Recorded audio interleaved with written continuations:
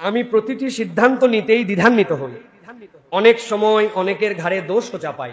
ধরুন সিদ্ধান্তটি ভালো হয় নাই, তখন অনেককে এই বিষয়ে আমি দোষারোপ করি। পরবর্তীতে মনে হয় যে না, এই দোষ দেওয়াটাও ভালো হয় নাই।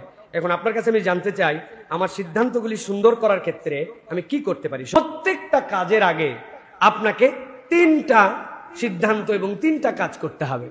এর 1 নম্বর কাজ আপনার জন্য নিজের বিচার বুদ্ধি অভিজ্ঞতা, এই কল্যাণ অকল্যাণ উপকারী অপকারী এই বিষয়গুলোর জন্য 8 নম্বর। 2 নম্বরে নবী করিম সাল্লাল্লাহু আলাইহি ওয়াসাল্লাম শিখিয়েছেন, যখন তুমি কোনো সিদ্ধান্ত নিতে চাও যে কোনো বিষয়ে, সাথে সাথে তুমি 2 রাকাত সালাত আদায় করো।